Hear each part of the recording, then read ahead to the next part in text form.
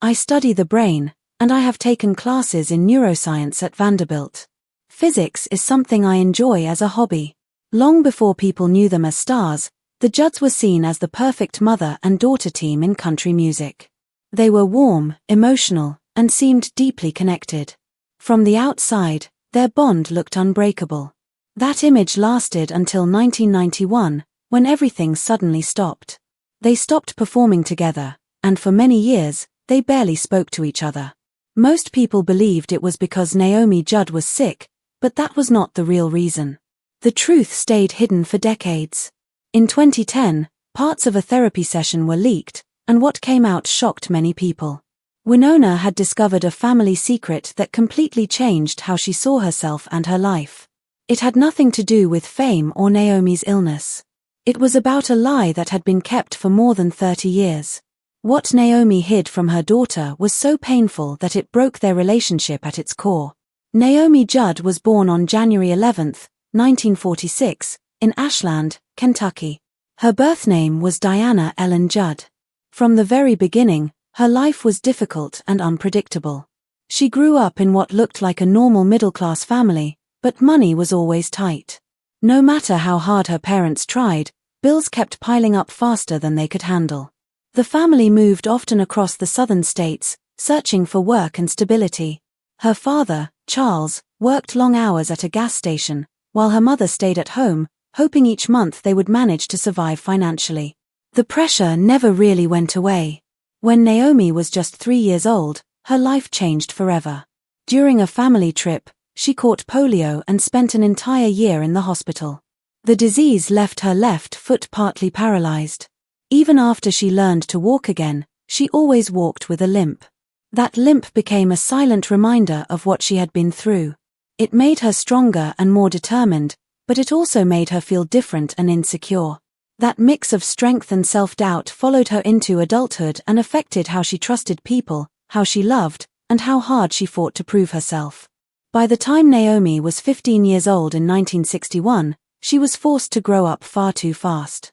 She found out she was pregnant and was pressured to leave school and leave home. She married her high school boyfriend, Michael Simonella, in a rushed wedding in Florida. Their daughter, Christina Claire Simonella, who would later be known as Wynonna, was born on May 30, 1964, in Ashland. Naomi still had dreams of college and a better future, but each shift she worked as a waitress or part-time worker reminded her how far away those dreams had become. Behind the smiles she showed the world, Naomi was suffering. Michael was abusive, and she often hid bruises caused by his violence. In the 1960s, women were expected to stay silent about abuse, especially young wives. Naomi learned to hide her pain and pretend everything was fine. Those years left deep emotional scars. They shaped how she handled relationships later in life and taught her that survival sometimes meant keeping painful truths hidden. In 1968, Naomi gave birth to her second daughter, Ashley Tyler Simonella, in Los Angeles. The family had moved there for Michael's job, but the abuse followed them. By 1972, the marriage finally ended after years of violence. Naomi left at the age of 26, taking her 2 daughters with her.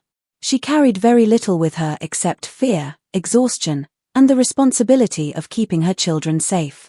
Life as a single mother was extremely hard. She took any job she could find and often faced harsh judgment from people around her. Neighbors whispered about her, and she constantly felt looked down on. Naomi later described those years as a daily battle just to survive. Every morning, she got up with nothing but determination and the hope that her daughters would one day understand how hard she fought for them. Those difficult years shaped her deeply. They gave her strength and resilience, which later became the heart of her music. The pain she lived through became the stories she told in songs. Wynonna grew up in the middle of all this chaos. Born on May 30, 1964, she spent her childhood moving from place to place. Naomi worked low-paying jobs as a secretary and nurse's aide. Every time a job ended, they packed their things and moved again. By the time Wynonna turned 18, they had moved 22 times. She lived in Kentucky, Los Angeles, and even in unstable communes in California.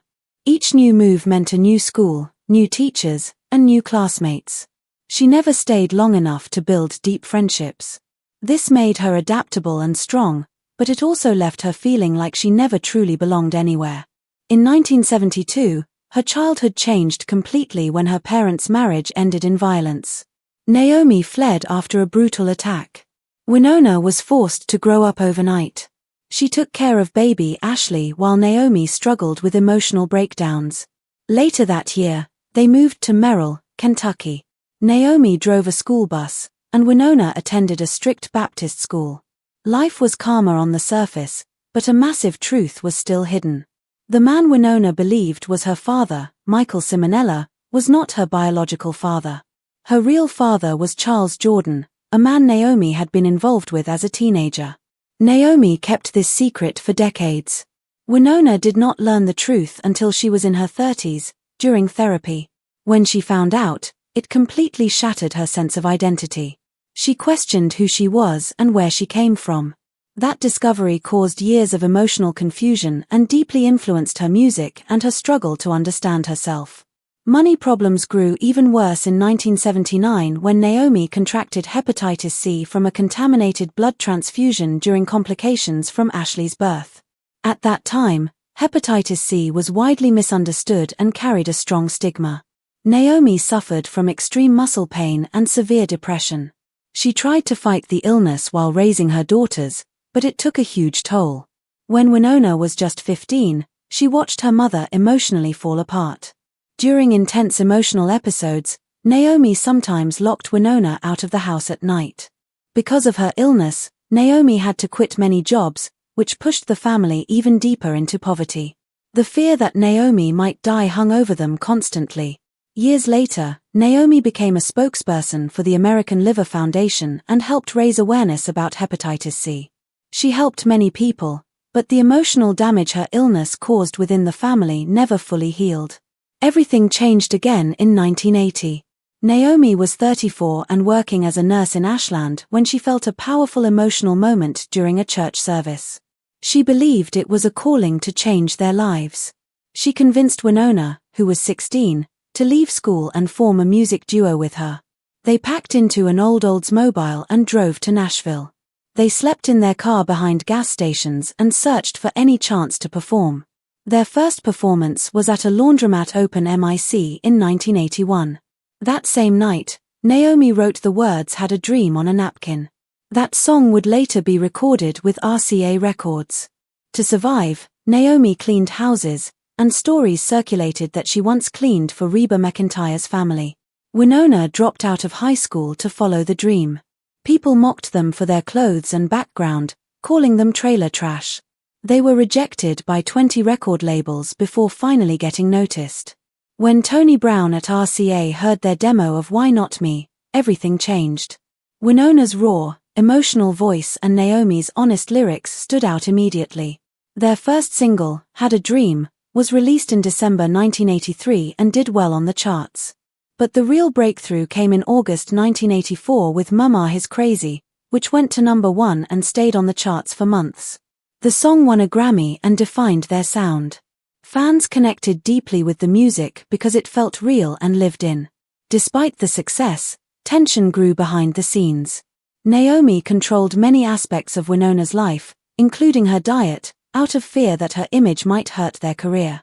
Wynonna later admitted this led to her first eating disorder. As fame increased, so did the pressure.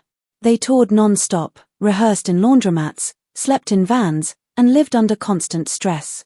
Naomi's need for control and Wynonna's desire for independence clashed repeatedly. Their public smiles hid deep emotional wounds. Their album Why Not Me, released in October 1984, became a massive success. It topped charts, sold millions of copies, and produced several #1 hits. Naomi co-wrote many songs using her own painful experiences. The album made them the hottest act in country music and opened doors for future female artists. In 1985, they launched their first major tour, performing over 100 shows. Crowds grew larger, and Wynonna's voice filled arenas. Naomi entertained audiences with humor and warmth. Fans followed them from city to city. But the pace was exhausting. At the 1985 ACM Awards, Naomi collapsed backstage from stress and exhaustion. She later admitted she was entering a deep depressive episode. Fame had arrived quickly, and the pressure felt overwhelming. At the Grammys that year, they won multiple awards, but Naomi's acceptance speech hinted at deeper struggles. She spoke about darkness, fueling rumors about mental health issues. Behind the scenes, Naomi battled severe anxiety and depression. Success felt hollow when paired with constant emotional pain. In the studio, conflicts intensified. Naomi sometimes changed Wynonna's parts without crediting her. Wynonna felt controlled and unheard. Money added to the strain. By 1985, the Judds had earned millions, but emotional wounds continued to grow, setting the stage for the painful separation that would eventually come. Naomi used much of the money they earned to buy a farm in Kentucky and to support Ashley's dream of becoming an actress in Hollywood. While Naomi believed she was doing the right thing, Wynonna felt pushed aside. What should have brought the family closer instead created deeper cracks. Every choice Naomi made seemed to increase the tension. Conversations became shorter, silences grew longer, and emotional distance slowly replaced warmth. In 1987, the Judds released the album Heartland, and it debuted at number 1. The single Rocking with the Rhythm of the Rain also went straight to the top. Fans saw success, bright lights, and confidence. What they did not see was what Naomi was hiding. Years earlier, while working as a nurse, she had suffered a needlestick injury and contracted hepatitis C. By 1986, the symptoms were becoming severe. She struggled with extreme tiredness, yellowing of the skin, and constant muscle pain. Still, she kept the illness secret. She feared the shame attached to the disease and worried it could destroy everything she had worked for. Naomi went through harsh interferon treatments that made her feel weak and sick for long periods. Some days, she said it felt like her body was shutting down. Even so, she continued to step on stage beside Wynonna, smiling and performing as if nothing was wrong. Between 1986 and 1987, the Judds toured non-stop and broke records. The tour earned more than $20 million. Large arenas were packed every night, fireworks lit up the stages, and fans cheered louder than ever. Behind the scenes, Wynonna was slowly falling apart.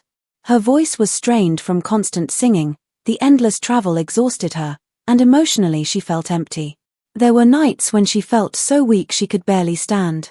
Naomi pushed rehearsals to last as long as 18 hours a day because she wanted every performance to be perfect. Wynonna began to feel less like a daughter and more like a machine. The pressure made her eating disorder worse, and she struggled with bulimia. She was clearly suffering, but no one slowed down enough to truly see how bad things had become. In 1987, another problem surfaced. Tabloids dug into Naomi's past and exposed stories about her life in the 1970s, when she had lived in communes and experimented with drugs. Some reports claimed she had used LSD. Naomi denied it publicly at first, but later admitted she had experimented with psychedelics and that those experiences caused paranoia and anxiety that stayed with her for years. Fans were shocked because Naomi's image had always been clean, traditional, and wholesome. The stories hurt her deeply, especially since she was already struggling in private with her illness. Her past and present collided in a very public way. Even with all of this happening, success continued. In 1987, the Judds won the Country Music Association Entertainer of the Year award. On stage, they smiled and thanked the crowd. Backstage, the truth was much darker. Naomi told Wynonna she was having suicidal thoughts and felt crushed by depression. She described it as a heavy weight that made breathing feel hard. The award felt hollow, like a crown placed on a life that was breaking apart. During the Heartland recording sessions, Wynonna tried to take small steps toward independence. She wrote parts of the song Turn It Loose and wanted to explore solo music. Naomi refused and insisted they needed to stay united as a family and a duo. Wynonna saw this as another way her voice was being silenced. The tension between them grew stronger. They spoke less, and when they did talk, it often led to arguments. Later that year, the Judds filmed a CBS Christmas special. On television, it looked like the perfect family celebration. In reality, things were already falling apart. Ashley had left home at just 15 years old and moved to Los Angeles because life at home felt unbearable. Naomi wrote the family scenes herself, carefully hiding the truth. Ashley later said she felt invisible in her own family. The special felt warm and loving to viewers, but the real family was broken and scattered. In 1988, Wynonna released her first solo single, Can't Nobody Love You, but it was released under the Judds name. The song did not chart, and the result embarrassed the duo. Naomi publicly criticized the song, calling it immature. Wynonna felt deeply humiliated, especially since it happened in front of radio executives and reporters who could sense the tension between them. Their relationship took another painful hit. In 1989, the Judds released the album River of Time, which became another huge success. It produced 4 #1 singles. One of the standout songs, Guardian Angels, was inspired by Naomi's near-death experience with hepatitis C. Despite the success, the emotional cracks kept widening. During a show at Madison Square Garden, Wynonna finally snapped. On stage, she accused Naomi of taking too much attention. The argument continued backstage, where Wynonna shouted that it was not just Naomi's show anymore before storming off. After that incident, they demanded separate dressing rooms, a clear sign that their bond was breaking. That same year, Wynonna was arrested in Nashville for public intoxication after a bar fight. Her blood alcohol level was recorded at 0.175. Naomi bailed her out of jail but refused to let her attend therapy. Their relationship had become deeply codependent, and both of them were sinking under the emotional weight of it. Farm Aid in 1989 was supposed to be a moment of pride. The event raised $9 million to help struggling farmers. But during the show, Naomi collapsed from severe liver pain. She told the press it was just the flu, but that was not true. She was battling serious liver disease caused by hepatitis C. The collapse forced them to cancel 3 shows. It also marked the beginning of Naomi's eventual decision to speak publicly about her illness. In late 1991, the Judds began their farewell tour. At first, fans did not realize how heavy the moment truly was. Naomi had just revealed that she had hepatitis C, which she got from a needlestick injury during her nursing career. Doctors told her she might have only 3 years to live. That news pushed her to retire at the height of her success. The farewell tour lasted 9 months and included 126 sold-out shows. More than 4 million fans attended. The tour earned $22.7 million and became the 3rd highest-grossing tour in North America that year. During the final performances, fans cried as the Judds sang Love Can Build a Bridge, a song Naomi wrote from a place of pain and hope. Her openness about her illness helped reduce fear and misunderstanding about hepatitis C across the country. The tour felt like the end of an era in country music. For the family, it marked the beginning of an even more difficult chapter. As the farewell tour ended, another truth quietly came to light. Their final album, The Last Word, had been recorded in secret and was not released until 2023. When people finally heard it, they learned what had really happened in the studio. During one recording session, Naomi erased Wynonna's vocal additions on a song with the push of a single button. It was a small action but carried a powerful message. Naomi wanted control, and Wynonna wanted freedom. The tension never stopped, even when the microphones were turned off. During preparations for the 1991 tour, Wynonna discovered another painful secret. Through leaked medical records, she learned that Naomi had undergone electroshock therapy in the 1980s to treat severe depression. Naomi had never told her daughter. The discovery deeply hurt Wynonna. She felt betrayed and forced into a role of emotional responsibility far too young. Naomi said the treatment sometimes helped but caused memory loss and difficulty focusing. Fans never saw the depression that followed Naomi throughout her life. That hidden truth added another layer of pain between mother and daughter. In December 1991, HBO aired the Judds' farewell concert. On screen, everything looked perfect. The stage glowed, the crowd cheered, and their final performance of Love Can Build a Bridge brought tears to viewers at home. Backstage, however, everything fell apart. Wynonna confronted Naomi and accused her of favoring Ashley. Naomi fired back. After the concert, They did not speak for an entire week.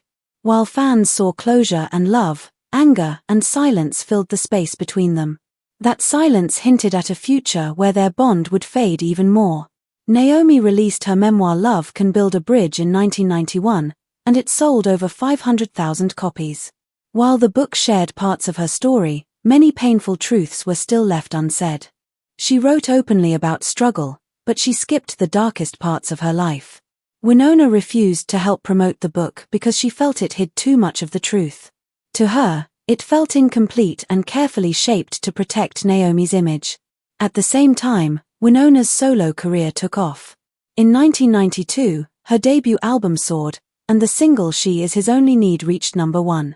Naomi tried to show support for her daughter's success, but small signs of jealousy slipped out during interviews.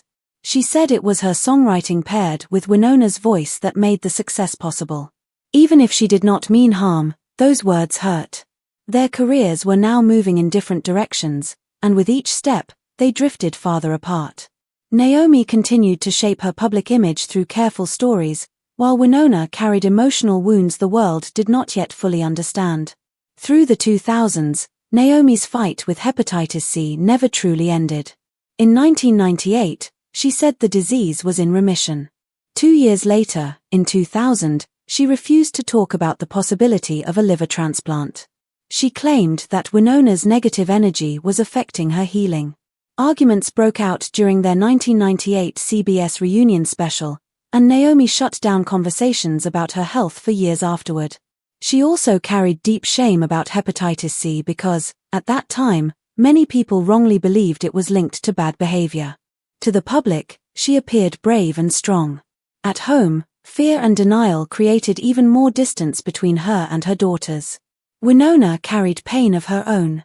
Years of body shaming from Naomi deeply affected her self-worth. Over time, this pressure pushed her towards serious health struggles, eventually leading her to have gastric bypass surgery. In 2010, she suffered dangerous blood clots in her lungs. Later, leaked therapy notes revealed that her weight gain had come from lifelong emotional stress. She shared that after surgery, she lost between 55 and 60 pounds. Even so, the emotional damage remained. The memories of criticism never left her. When people learned the truth after her medical emergency, her quiet suffering finally made sense.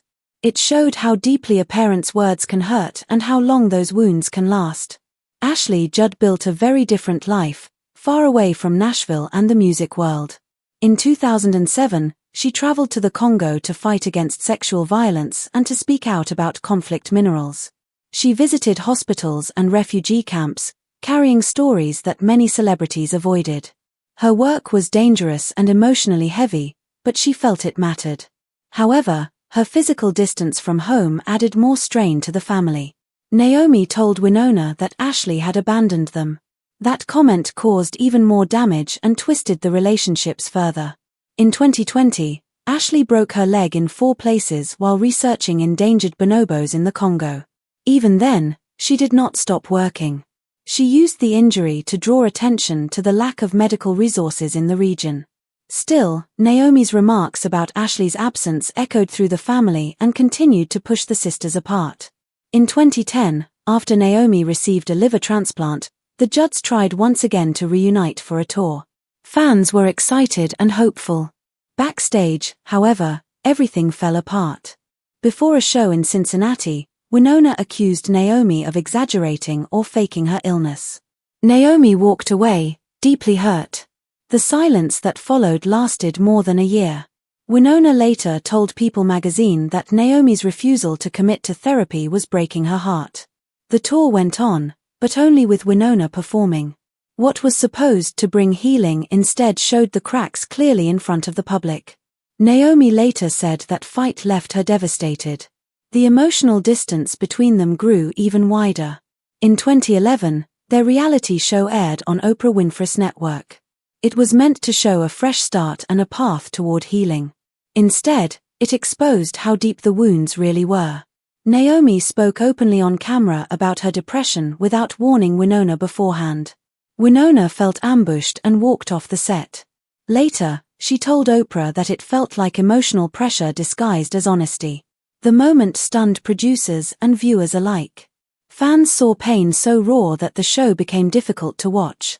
It lasted only one season and left both women even more emotionally damaged. The truth was finally visible, but it did not fix anything. It only showed how broken things already were. That same year, the public learned that Naomi had been hospitalized for suicidal thoughts. Later therapy sessions revealed that she had attempted suicide in the 1990s by overdosing. Wynonna did not know about this until those therapy details came out. She described the discovery as the final blow. Naomi admitted that her depression was not only connected to hepatitis, but also to years of buried pain and silence. That moment helped the world understand just how heavy her struggle had been. When Wynonna released her memoir Restless in 2012, she wrote honestly about singing through fevers, about feeling ignored, and about becoming trapped inside the Judds brand. Naomi responded through interviews, saying Wynonna was too sensitive. Their conflict became public. Fans watched in disbelief as the mother and daughter who once stood side by side now argued openly in magazines and on television. The book sold well, but their relationship did not improve. By 2016, Naomi said they were still somewhat estranged. Therapy had helped a little, but not enough to truly heal them. Wynonna focused on her band, The Big Noise, and poured her energy into performing. That same year, Naomi published River of Time, a book about her battle with hepatitis C and depression. She did not mention Wynonna's role in her recovery at all. Fans noticed the absence. It felt like Wynonna had been erased. Wynonna did not respond publicly, but her silence spoke volumes. Many people saw the omission as another deep betrayal. The publisher said the book was meant to be personal, but critics believed it showed just how far apart the family had grown. In 2017, Naomi and Wynonna stood together at the Country Music Hall of Fame induction. For a brief moment, it looked like healing was possible. Later, Naomi said that night reopened old wounds instead of closing them. Naomi skipped family holidays for years, missing birthdays and Christmases all the way until 2020. She spoke publicly about mental health awareness, but private therapy still could not fully repair the damage. Their story reminded fans again and again that success can shine brightly on stage while deep shadows remain at home. Then came April 30, 2022. Naomi Judd died by suicide at the age of 76, just one day before her Hall of Fame induction. The autopsy later confirmed that she died from a self-inflicted gunshot wound. The news shocked the world. At the Grand Ole Opry in May, Wynonna delivered a short, emotional tribute that ended with the words, "I love you." Ashley later shared that Naomi had sent a final text asking for help and saying she did not want to be here anymore. Naomi had spoken openly for years about depression and post-traumatic stress. Even so, her death showed once again how serious mental illness can be, even when someone appears surrounded by praise and success. In 2023, Wynonna filed a lawsuit over royalties from Naomi's estate. The dispute centered on control of Naomi's music catalog. The trust named Naomi's husband, Larry Strickland, as executor, and tension grew between Wynonna and Ashley. Months later, after therapy and long conversations, Wynonna dropped the lawsuit. She chose healing over control. That decision revealed how much unresolved pain still remained beneath the surface. By 2025, Wynonna turned her pain into purpose. Her Back to WI tour honored Naomi's music and raised more than $1 million for suicide prevention. At every show, she spoke openly about mental health and her own struggles. She encouraged fans to seek help and told them that silence destroys more lives than sadness ever could. Her voice carried grief, honesty, and strength at the same time. In 2024, Ashley and Wynonna launched a podcast called Naomi's Girls. Together, they opened doors they had avoided for years.